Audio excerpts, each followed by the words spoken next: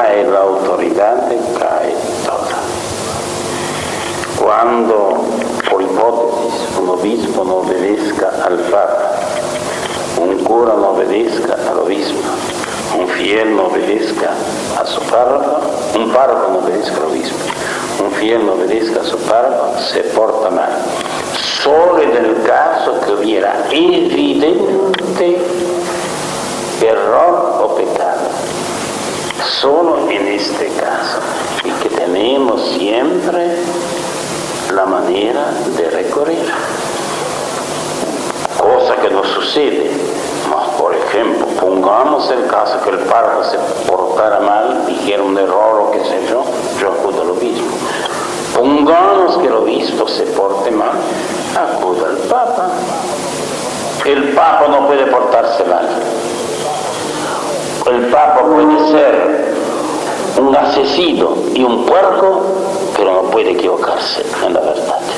No que sea por caridad. No. Por hipótesis extrema, no puede, siempre enseñará la verdad.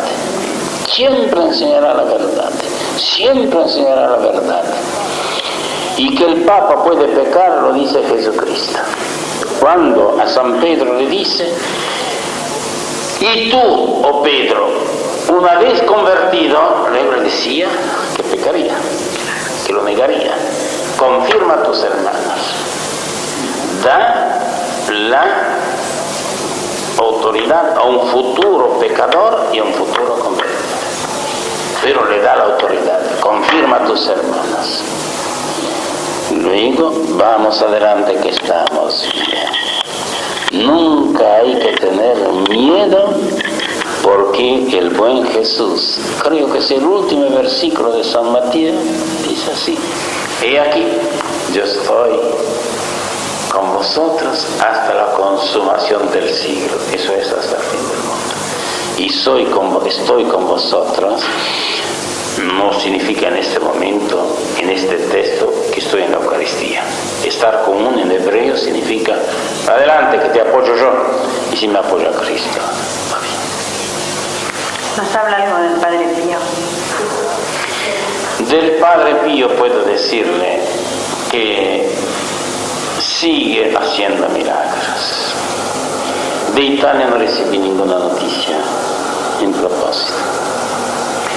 Pero os digo que el 28 probablemente viene desde La Plata un mozo que estaba perdido, 20 años, estaba perdido del todo y en su salud corporal. No sé tampoco lo que tenía, pero vinieron los padres a avisarme del milagro y probablemente vendré el 28 a comulgar en esta casa, y fue bendecido en nombre del Padre Pío. Para mí es un auténtico milagro el sentir los perfumes del Padre Pío, una nariz distinta de la otra, y sin saber que antes había este perfume, de manera tal que no entra la sugestión. Y yo uso al Padre Pío invocándolo, especialmente por la conversión de los pecadores, y veo que trabaja bien. Padre, quando non comuniamo a chi è professore la comunione a otra persona, quando lo puede hacer? Antes de comunicarlo o dopo? Mire, cuando uno quiere ofrecer la comunión para otra persona, puede hacerlo antes de la comunión, durante la comunión y después de la comunión, como uno quiere. Porque tenemos que acordarnos que el buen Jesús mira nuestras buenas voluntades. Algo más le digo: se puede ofrecer la comunión o una oración mucho antes y olvidarse, y vale. Me explico. Santa Gertrudis, iban personas: reza por mí por esto, sí, voy a rezar, y alcanzaba la gracia. Y un día dijo a Jesús: ¿y cómo sucede, Jesús, que yo no te lo pedí, me olvidé, y tú le hiciste la gracia? Ah, yo vi tu buena voluntad.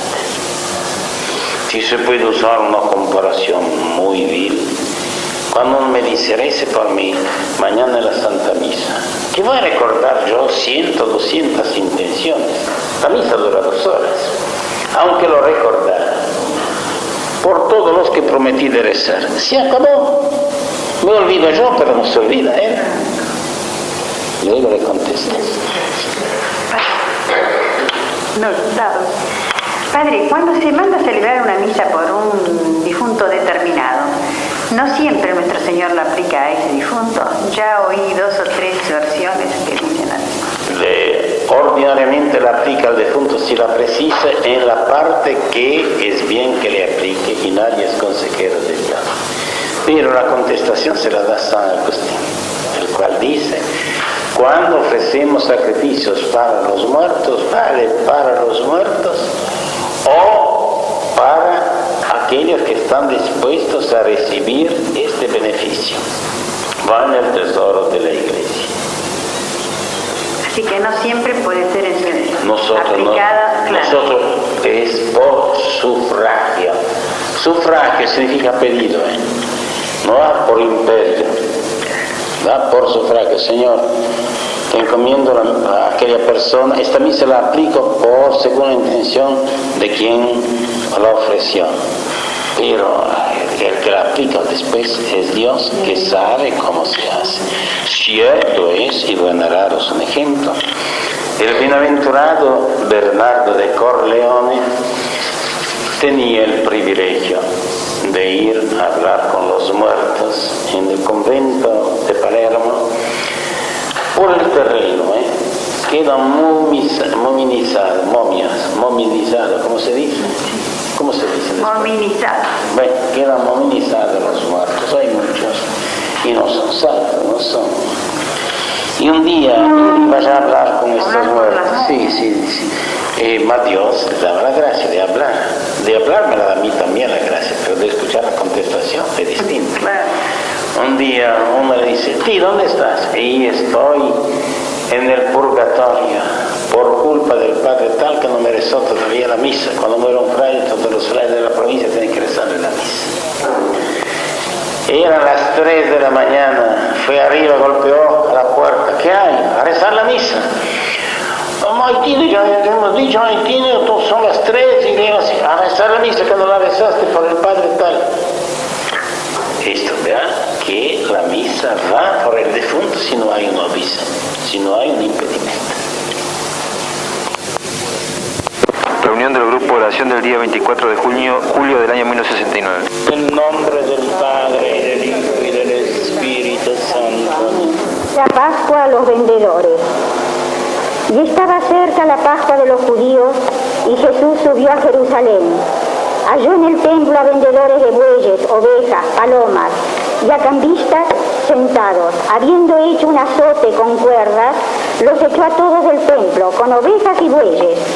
Desparramó por el suelo el dinero de los cambistas, derribando sus mesas. Y dijo a los vendedores de palomas: sacad esto de aquí, no hagáis de la casa de mi padre una casa de comercio. Sus discípulos se acordaron de la Escritura: me devora el celo de tu casa. Dijéronle los judíos: ¿qué señal nos das de tu derecho para hacer eso? Contestóles Jesús: destruid este templo, en 3 días lo reedificaré yo. Hermanos y hermanas, pueblo de Dios, verdaderamente el Evangelio que hoy el Señor nos deparó es lleno de grandes instrucciones. La primera instrucción es que Dios reprocha hacer de la iglesia una casa de negocios. En la iglesia, dice en otro lugar Jesús, pero en una idéntica oración duplicada, escrito está: mi casa es casa de oración. Ahí se va para rezar. En el templo se va para rezar. Y este episodio tiene por título en todos los libros y cuadros que es representado: Dios echa los profanadores del templo. No profanemos nunca el templo. Una de las maneras de profanar el templo es no solo comprar y vender cosas inherentes al culto, como eran las vacas, los corderos que servían para el sacrificio, sino sería también la inmodestia. San Pablo dice: mujeres, id de la iglesia con la cabeza encubierta a causa de los ángeles.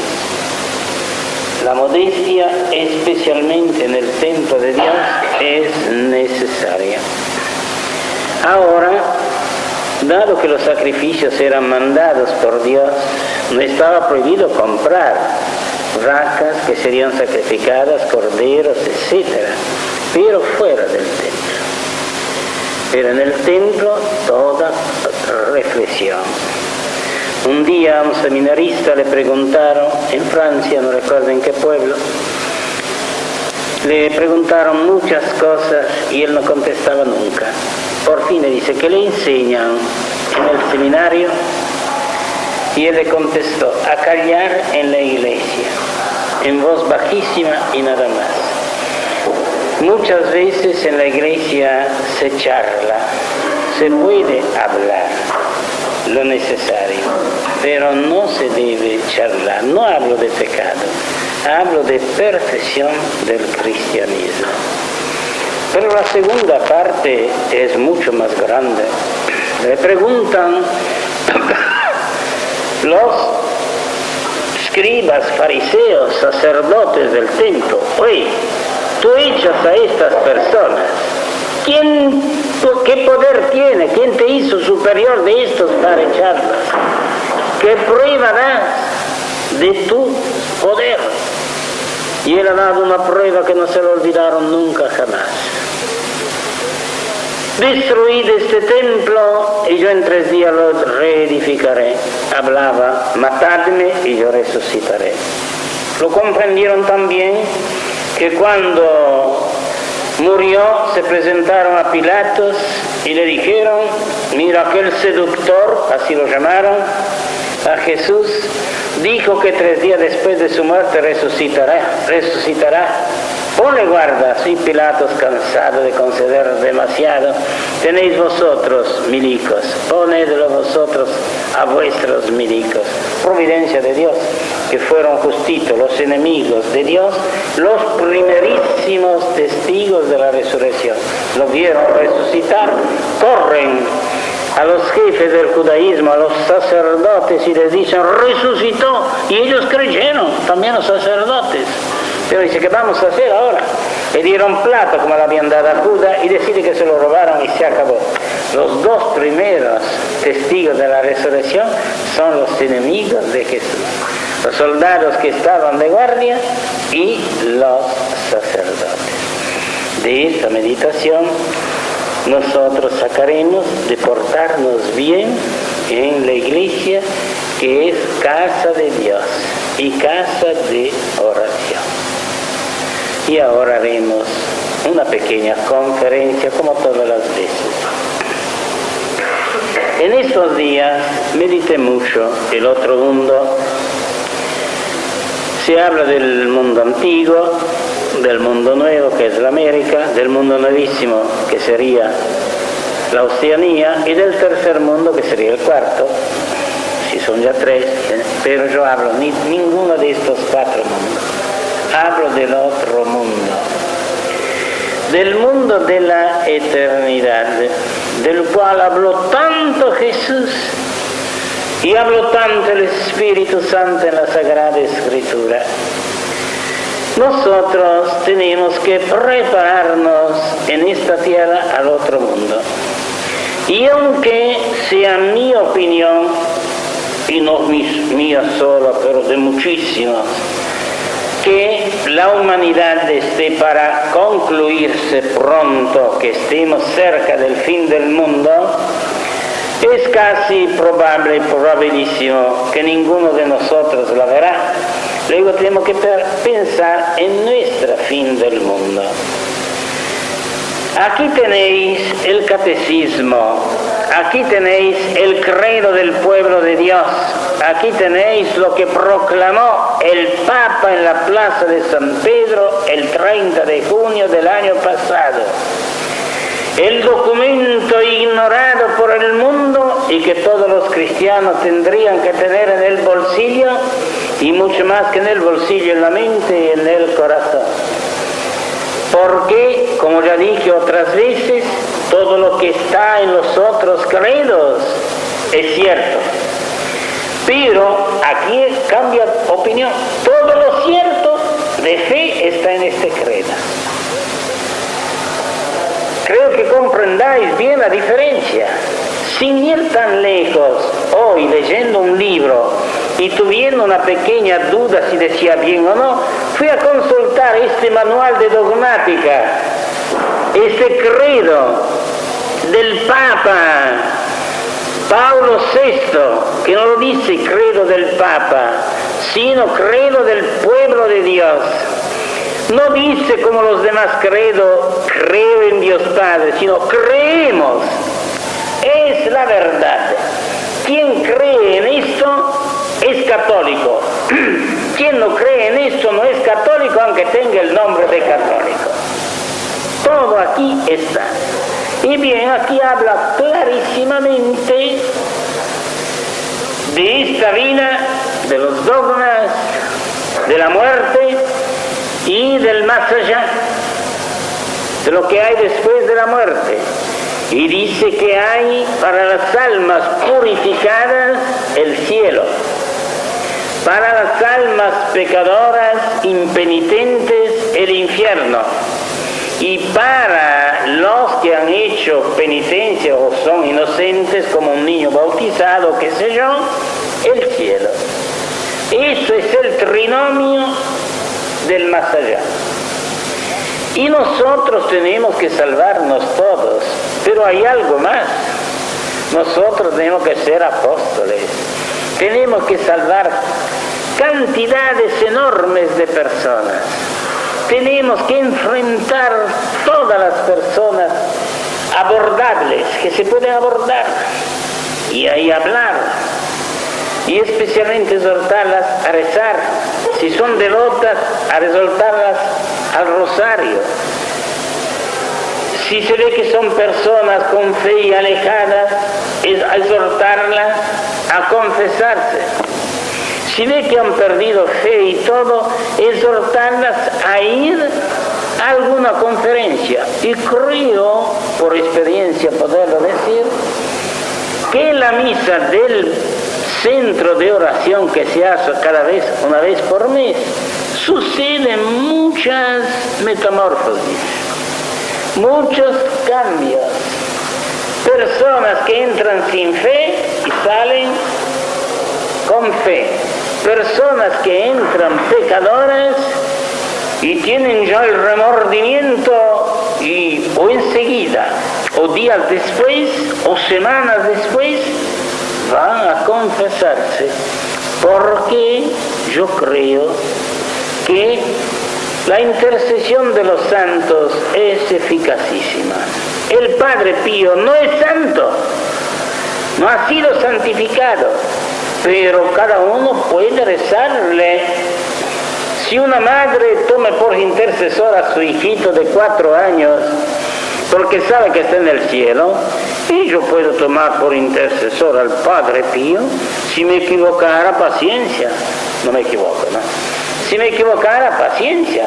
Pero si puedo invocar a un niño, puedo invocar a este hombre que ha llevado por 50 años las llagas de Cristo, no como adorno, no como honorificencia, sino como martirio, sin contar el martirio que tenía dentro de su alma y el martirio que le venía de afuera, como dije otra vez, de arriba, del costado y de abajo.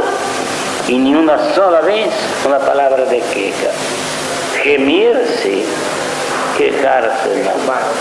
Esto es algo de grande.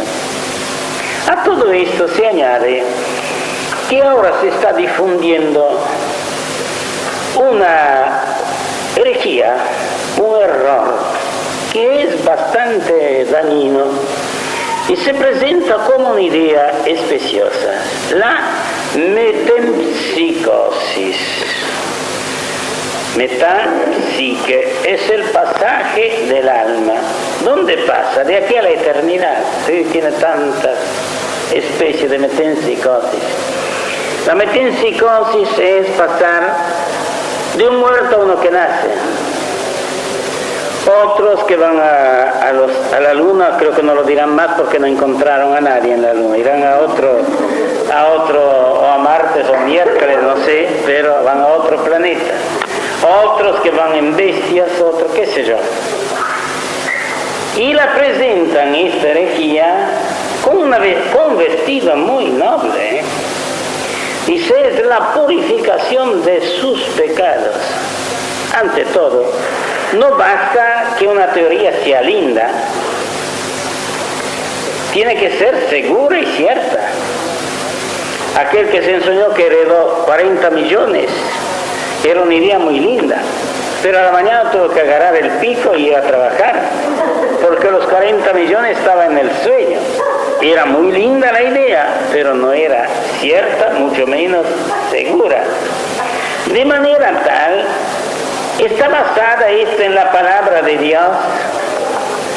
Esta sentencia está basada en la iglesia o no. No está basada en la palabra de Dios. Y sin citar toda la Sagrada Escritura, citemos solo algunos trozos del Santo Evangelio. Murió Lázaro, bueno, y fue llevado al seno de Abraham, no fue llevado a purificarse más, a merecer más, se había merecido. Murió el Epulón malo, et sepultus es in inferno, y fue sepultado en el infierno, en medio de las llamas, y na que flama, dice el Evangelio. No fue a purificarse. Muere el ladrón. Esta es una parábola, pero ahora vamos al hecho. Muere el ladrón, y notare que la palabra latro en latín no significa ladrón, significa salteador, robar también, pero asesino.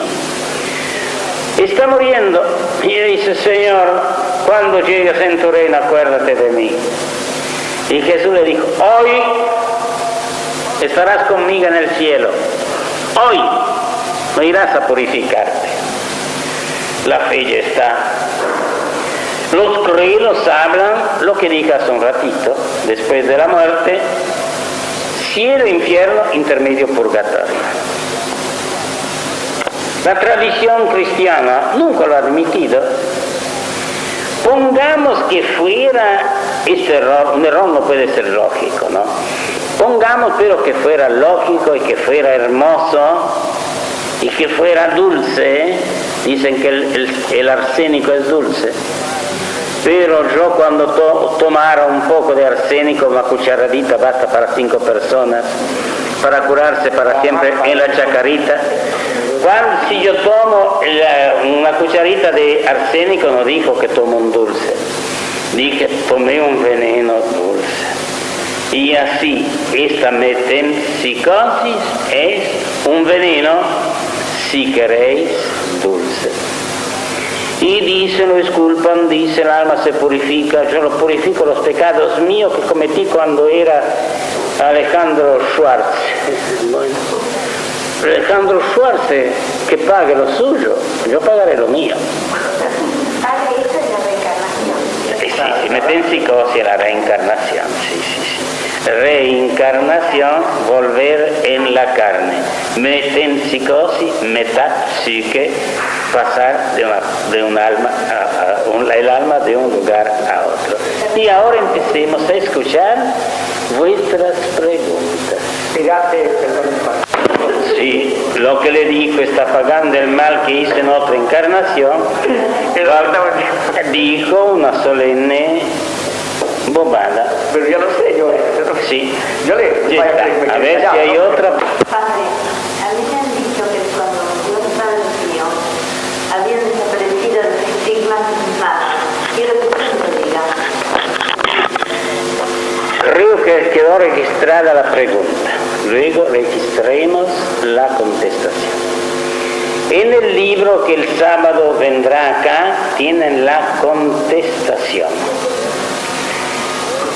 Y lo pone como un milagro extraordinarísimo. Las llagas quedaron hasta la muerte.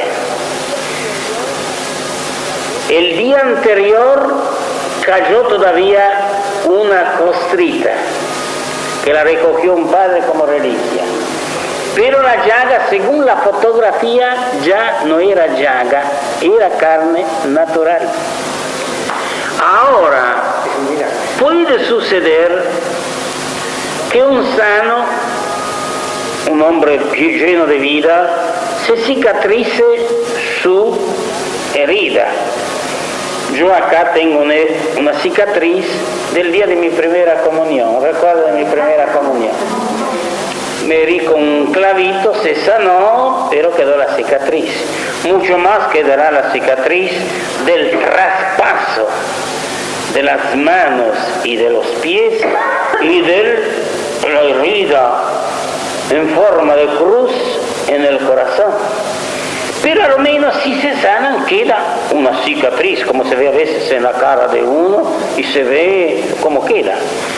El grande milagro es que a lo menos en la mano, y esto me consta, en las dos manos, desapareció hasta la cicatriz. Creo que sea el padre Inocencio que avisa y dice, este es un milagro enorme, que un muerto se sane. Y sanarse de tal manera que desaparezca la cicatriz. Aquí tienen el documento. Referente al hecho de los estigmas desaparecieron, es cierto. En los últimos meses no manaban más sangre, pero solamente un líquido blanco, apenas coloreado de rojo semejante a un rosa pálido. Padre Pío era ya sin sangre y él mismo lo dijo algunos días antes de morir. La última pequeña costra cayó durante la última misa del 22 de septiembre y los estigmas desaparecieron del todo, sin dejar rastro, sin dejar la mínima cicatriz. Después de tantos años, 50, una herida cerrándose debe dejar una marca, una cicatriz. En vez, los estigmas se cerraron sin dejar el mínimo rastro. Y esto es un gran milagro, hecho que los médicos no pueden explicar. El 30 de abril de 1969, la firma el padre que le escribió, ¿verdad? Yo fui hace poco a ver un enfermo que tenía una operación gravísima. Yo creí que se moría, todos creían que se moría, le sacaron el estómago, no sé cuántas cosas más. Entonces, como lo veía tan grave, y era un hombre, le dije, bueno, voy a rezar por usted, ya que no precisa otra cosa. Y me dice, no rece por mí porque yo no creo en nada, absolutamente, pero muy despacito con voz. Entonces yo, frente a eso, como no sabía qué decir, dije, bueno, pero Dios cree en nosotros y nos ama intensamente. Entonces me miró y me dice, bueno, ojalá que me ama a mí también. ¿Podría esta persona, si muriera, se salvó, pero podría haber salvado su alma por esta aceptación humilde, siendo un hombre que no cree en nada? Absolutamente. El problema que presenta es delicadísimo. Se salva si muere en gracia de Dios, se condena si muere en pecado mortal. Pero la gracia de Dios se puede adquirir en muchas maneras y con muchos medios. Una conformidad a aceptar la muerte diciendo, te amo. Si añadiera, me arrepiento de mis pecados.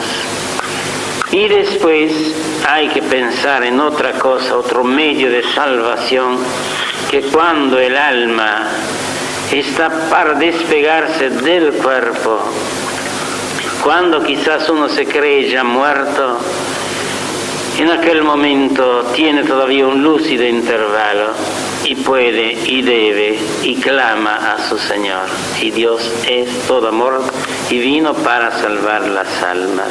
En este credo, o mejor creemos, habla de las almas rebeldes hasta el último momento, no dice al último día, de manera tal que no se puede decir de nadie que se está seguro que está en el cielo, pero mucho menos se puede decir de nadie que se está seguro que está en el infierno.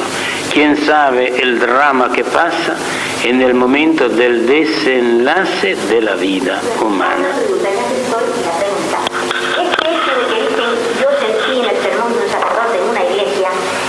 Que Jesús, en cierto momento, en el momento que se estaba por separar el alma del cuerpo, se hacía visible. Y algunos teólogos, muchos, ya habían opinado esto. ¿Esto es dicho por algún santo o realmente es algo de la teología que Jesús se hace visible a un alma y le dice al alma, le dice, ¿quieres venir conmigo? Este punto yo lo pensaba y lo había eliminado de propósito. No me consta que esté en ninguna teología, mucho menos en ninguna definición de la Iglesia. Pero, ahora viene un pero consolador. En los escritos de Santa Catalina de Génova, que es llamada privadamente la doctora del purgatorio, y en los escritos de Santa Gertrudis hay estas sendas revelaciones con poquísima variación de palabras, mismo contenido. En el momento en el cual el alma está para separarse del cuerpo, y puede ser varias horas y alguna vez sucede varios días, después que el médico lo declara ya cadáver, en el momento en el cual el alma está para separarse del cuerpo, me presento a Él, tan amable, tan dulce, tan misericordioso, que Él se arrepiente y me ama. Especialmente añade una de las dos revelaciones, hizo algún bien en la vida. Ahora yo le perdono los pecados. En otra ocasión,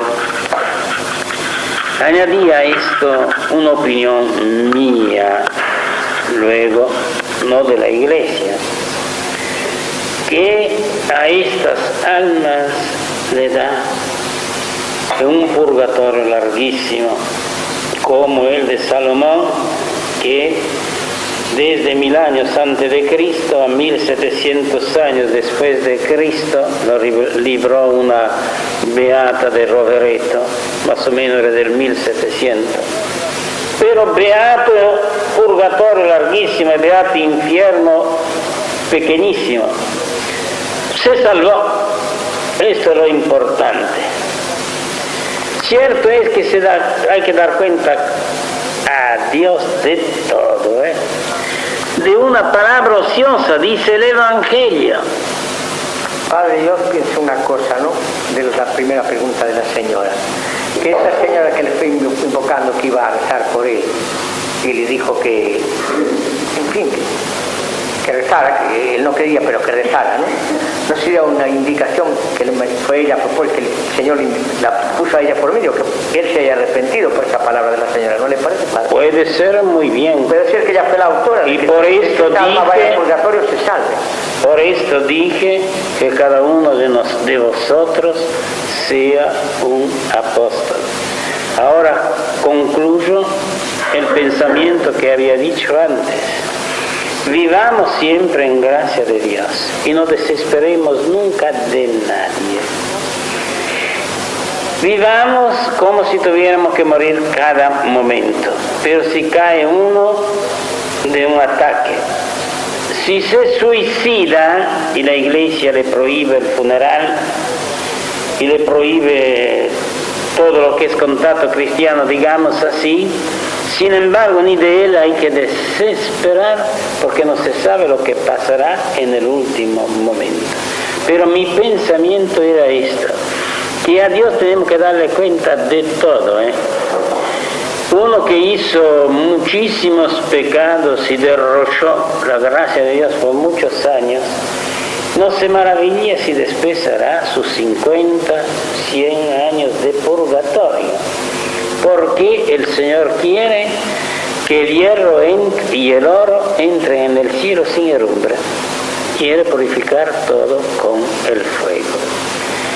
Y tenemos que ser santos de veras, porque nada de manchado, lo leí hoy en la lectura espiritual de la Biblia, entra en el cielo. Creo haber leído que la limosna borra el pecado. Eso me parecería injusto, porque el que es rico y puede hacer mucha limosna, aunque haya pecado mucho, la borra. ¿Y el que es pobre, qué hace? La pregunta, sé de quién viene, luego sé que ella ya sabe la contestación y lo hace para dar ocasión que se explique todo en público. Es, si bien recuerdo, Daniel que dice a Nabucodonosor de pagar sus pecados con la limosna. La limosna ayuda a perdonar los pecados. Acordémonos un poco de la palabra limosna. Viene más o menos como eleison, viene de elemosine, que significa ten piedad. Uno ten piedad de otro cuando da 1.000.000 de pesos, o como la viuda pone en el cajón 4 centavos. Es limosna cuando uno pone sus hombros para que el otro llore en su hombro, y ella que está sin cariño ninguno encuentra un corazón que lo ama. Es limosna dar un buen consejo. Es limosna una sonrisa. Es limosna dar, es mucho más de limosna, dar bien 5 pesos que dar con desprecio 1.000 pesos. Yo recuerdo en el leprosario de Rodríguez que los leprosos agradecían mucho a los que le regalaban un paquete de cigarrillos y entraban allá y le daban la mano, mucho más de aquel que por la ventanilla le tiraba un billete de $1.000. Pensaban, soy desgraciado pero no soy perro. Mientras que aquel abrazo, aquel beso, oh sí que valía. Eleemosune, Kyrie eleison, Señor, ten limosna de mí, piedad de mí. Luego la limosna ayuda. Cierto es que Santiago apóstol dice, si uno tiene necesidad y tú puedes ayudarle y le dices buenas palabras, no tiene caridad. Se hace según la fuerza de uno. Lindo el ejemplo de la vida de San Juan Bautista Vianney, Juan el santo cura de Ars, que un día le prepararon la comida, era tan linda y él comía tan poco, le habría venido tan bien la comida, pero había una cieguita y él le volcó toda ¿cómo se dice? La cacerola se la volcó en el plato de la ciega. Y la ciega le dice, gracias doña Paula. Y él se fue contento, dice, no me identificó. Esta es la caridad, ¿eh? No sepa tu izquierda lo que hace tu derecha. Esta es caridad. Padre, ¿el alma es mente? El alma es mente. La mente es parte del alma. En efecto, hay la mente que se entiende inteligencia, la memoria que recuerda y la voluntad que decide.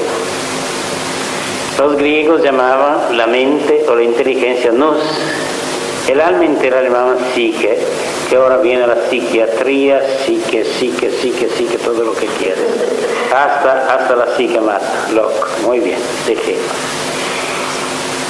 La psique, el alma, es una linda imagen de Dios. Dios crió el hombre a su imagen y semejanza. El cuerpo, Dios no tiene cuerpo. Nos asemejamos en él en cuanto tenemos el ser bueno. Pero en el alma somos una linda semejanza de Dios. Alma sola. Tiene la mente o inteligencia que piensa. Es el alma pensante. Tiene la memoria, es el alma recordante. Tiene el alma que quiere, es el alma volente. Un alma sola con tres potencias. El alma es una sola. Padre, Hijo y Espíritu Santo, tres personas y un solo Dios.